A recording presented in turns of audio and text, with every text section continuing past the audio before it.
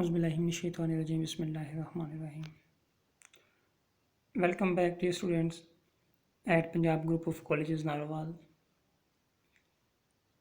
Today, our discussion topic is features of organic compound.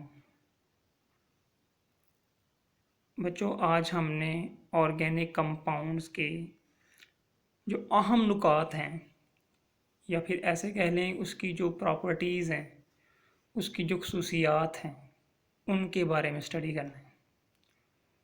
तो इसका सबसे पहला पॉइंट है पिकुलर नेचर ऑफ कार्बन, या ऐसे कह लें पिकुलर बिहेवियर ऑफ कार्बन। तो बच्चों, आप लोगों ने 10 क्लास में होमोलोगस सीरीज़ पढ़ी थी, तो उसमें आपने एक बात कही थी कि ये जो कार्बन एटम है, इसके पास ये कैपेबिलिटी या ये कैपेसिटी होती है कि ये अपने जैसे दूसरी कार्बन के साथ मिलकर एक लॉन्ग चेन बना देती है। और वहाँ आपने इस प्रोसेस को कैटिनेशन का नाम दिया था। तो आज भी हमने वही बात करनी है, कोई नई बात नहीं है यहाँ। इसमें हम पहला पॉइंट है कार्बन की बिहेवियर के बारे में हम पढ़ेंगे कि इसका बिहेवियर किस तरह है, इसकी नेचर किस तरह की है। तो बच्चों, आपने कैटिनेशन की डेफिनेशन पहले भी की हुई है कि कैटिनेशन है क्या है। बच्चों, ये एक ऐसा प्रोसेस है जिसमें एक कार्बन के पास इतनी कैपेसिटी होती है, ये इतनी कैपेबिलिटी होती है कि वो अपने ही जैसे दूसरी कार्बन के साथ मिलके इसी तरह वो आगे दूसरी कार्बन तीसरी कार्बन के साथ मिलके एक लंबी चेन बना देते हैं, एक लॉन्ग चेन बन जाती है कार्बन की। तो इसको आप किसका नाम देते हो? कैटिनेशन का। ये शॉर्ट क्वेश्चन पूछा जाता है, व्हाट इज कैटिनेशन या बिहेवियर ऑफ कार्बन। तो यहाँ से ये एक डेफिनेशन लिखनी है, डेफिनेशन अंडरलाइन की हुई है। The unique property of linking with other carbon atom to form a long chain और ring. The self linking properties of carbon is known as catenation. अब आप लोगों ने एक बात ये भी सीखी फर्स्ट ईयर में कि कुछ एटम ऐसे हैं जो कार्बन के साथ सिंगल बॉन्ड भी के साथ जुड़े होते हैं, और कुछ डबल बॉन्ड के साथ अटैच होते हैं, और कुछ ट्रिपल बॉन्ड के साथ भी अटैच होते हैं, और कुछ टेट्रा भी होता है। यानी कार्बन की वैलेंसी कितनी होती है? 4। इसका क्या मतलब है कि कार्बन ने 4 बॉन्ड बनाने, इससे ज़्यादा नहीं बनाने। तो यहाँ एक लाइन लिखी हुई है कि ये form stable single and multiple bond, यानी कि ये सिंगल बॉन्ड भी बना सकती है, यानी एक बॉन्ड भी बना सकती है, और एक से ज़्यादा बॉन्ड भी बना सकती है। ये किसकी प्रॉपर्टी है? कार्बन एटम की। तो वो जिस दूसरे एटम के साथ मिली होगी कार्बन, वो कौन कौन से हो सकते हैं? ऑक्सीजन हो सकती है, नाइट्रोजन हो सकती है, और सल्फर हो सकती है। और जब ये मिलके आगे बॉन्ड बनाते हैं, सिंगल डबल या ट्रिपल या टेट्रा, तो इसके दौरान जो कंपाउंड बनते हैं उनके साइज वेरियस होते हैं, और उनकी शेप भी वेरियस होती है, और उसका जो स्ट्रक्चर है वो भी वेरियस होगा। यानी कि कार्बन टू कार्बन जो बॉन्ड बना के कैटिनेशन का प्रोसेस होगा, उसके दौरान बनने वाले नए कंपाउंड का साइज, शेप और स्ट्रक्चर डिफरेंट हो सकता है या वेरी कर सकता है। तो ये बच्चों point number 1, peculiar behaviour of carbon. Second point, non ionic character of organic compound. नाम से जाहिर है बच्चों कि जो ऑर्गेनिक कंपाउंड है ये नॉन आयोनिक करैक्टर रखते हैं। इसका मतलब कि इसमें आयोनिक करैक्टर नहीं है, तो फिर कौन सा होगा? कोवलेंट करैक्टर होगा या कोवलेंट कंपाउंड होंगे। तो दूसरा पॉइंट आपने क्या लिखना है फिर? Non ionic character of organic compound. Third point is similarity in behaviour.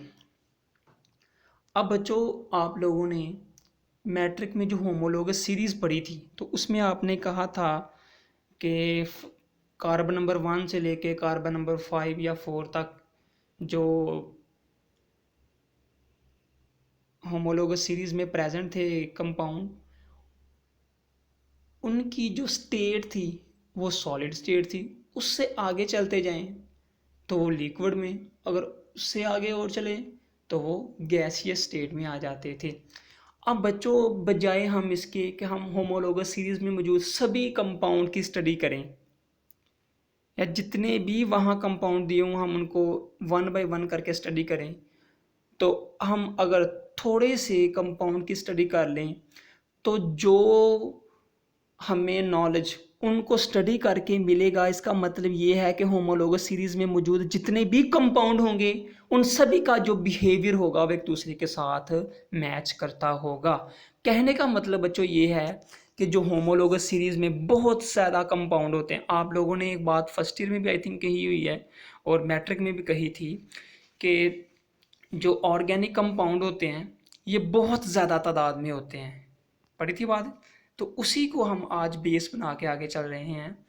तो जो होमोलोगस सीरीज़ में कंपाउंड इतने ज़्यादा प्रेजेंट होते हैं, अब हम उनको एक एक करके तो स्टडी नहीं कर सकते क्योंकि बहुत ज़्यादा है। तो फिर हम क्या करें कि हम उसको थोड़े से कंपाउंड वहाँ से लें होमोलोगस सीरीज़ से, उनकी स्टडी करें, जो नॉलेज हमें वहाँ से मिले, जो इन्फॉर्मेशन हमें वहाँ से मिले, जो प्रॉपर्टीज़ वहाँ उनकी शो हो रही हों, तो इससे ये शो होगा कि जो होमोलोगस सीरीज़ में मौजूद दूसरे कंपाउंड हैं उनका बिहेवियर भी इस जैसा ही होगा। तो यहाँ दो लाइनें छोटी छोटी अंडरलाइन की हुई हैं कि एग्जांपल के तौर पे हमने यहाँ कौन सी लेनी है, existence of a homologous series.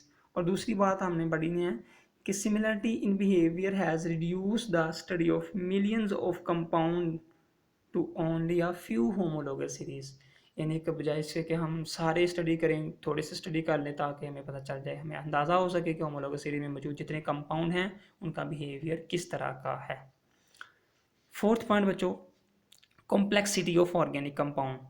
हमने पहले बात की है कि जो ऑर्गेनिक कंपाउंड उनका साइज़ बहुत बड़ा होता है, तो साइज़ जितना बड़ा होता जाएगा तो वो स्ट्रक्चर उतना ही ज़्यादा कॉम्प्लेक्स होता जाएगा।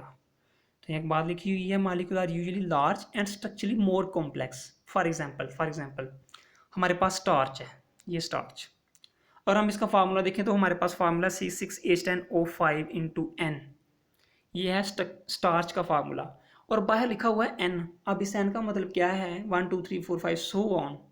अब इसका मतलब ये नहीं कि सिर्फ C6H10O5 अकेला बस इतना ही है, आगे ख़त्म नहीं बच्चों, इनके साथ दूसरे कंपाउंड भी इसी तरह के होंगे। उनकी तादाद कितनी हो सकती है, आगे लिखा हुआ है it may be several thousand, कि इनकी तादाद कई हज़ारों तक भी हो सकती है। तो कहने का मतलब ये हुआ कि जो स्टार्च है इसका जो स्ट्रक्चर है ये बहुत लार्ज है, जिसकी वजह से इसकी कम्प्लेक्सिटी भी बहुत ज़्यादा होगी। दूसरी एग्जाम्पल यह मेंशन कर रहा है प्रोटीन की, कहता है इसी तरह प्रोटीन है, इसका स्ट्रक्चर भी बहुत ज़्यादा कम्प्लेक्स है क्योंकि इसका मालिकुलर मैस बहुत ज़्यादा है। तो मालिकुलर मैस की रेंज भी यहाँ उसने दी हुई है, फ्यू थाउजेंड से लेके मिलियन तक है। अब बच्चों आपको पता है मिलियन 10 लाख का 1 मिलियन होता है, यानी कि हज़ार से लेके लाख तक इनकी तादाद हो सकती है। तो जो जो कार्बन आइटम बढ़ते जाएंगे उनके स्ट्रक्चर भी बढ़ते जाएंगे, उनका मालिकुलर वेट भी बढ़ता जाएगा, इसके साथ साथ उसका जो स्ट्रक्चर होगा वो भी कम्प्लेक्स से कम्प्लेक्स तर होता जाएगा। ये था complexity of organic compound. The fifth point is isomerism. Isomerism क्या है, कहता है ये ऑर्गेनिक कंपाउंड के लिए बहुत कॉमन सा फिनोमेना है। तो इसमें होता क्या है कि ऐसे कंपाउंड जिनका मॉलिक्यूलर फार्मूला तो सेम है लेकिन उनका जो स्ट्रक्चरल फार्मूला है वो डिफरेंट होता है, इसको आप किसका नाम दे देते हो, आइसोमेरिज्म का। यानी कि isomerism are those compound in which have same molecular formula but different structure formula. अब इसी चैप्टर में आगे जाके आप आइसोमेरिज्म के बारे में मज़ीद स्टडी करेंगे। आप यहाँ से सिर्फ इसकी डेफिनेशन याद रखेंगे कि इनका जो मॉलिक्यूलर फार्मूला है वो सेम है और इसका जो स्ट्रक्चर फार्मूला है वो क्या है, डिफरेंट है। तो ये होगा आइसोमेरिज्म। उसके बाद बच्चों point number 6, rate of organic reaction, यानी कि इसके रिएक्शन रेट किस तरह के होंगे। कोई भी रिएक्शन करवाया जाए तो उसका रेट भी देखना पड़ता ना कि कितनी देर में जो रिएक्टेंट्स हैं वो आपस में मिलके प्रोडक्ट बनाते हैं। जितने रिएक्शन के रेट ज़्यादा होंगे, यानी कि रेट ऑफ रिएक्शन जितना फास्ट होगा, उतनी ही जल्दी और उतने ही ज़्यादा प्रोडक्ट बनेंगे।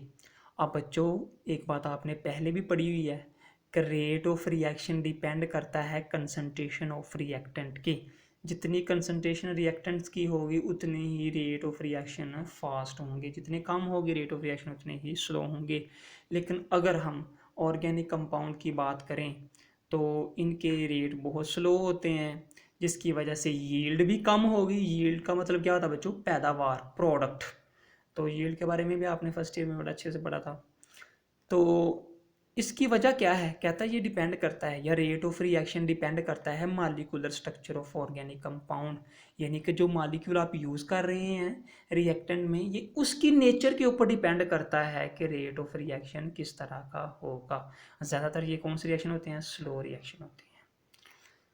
The seven and last point is solubility. बच्चों, जो ऑर्गेनिक कंपाउंड हैं ये वाटर में इनसॉल्युबल है। वाटर क्या है? पोलर है। अब इसका मतलब क्या है कि वो पोलर में सॉल्युबल नहीं है, बल्कि फिर किस में होंगे? नॉन पोलर में।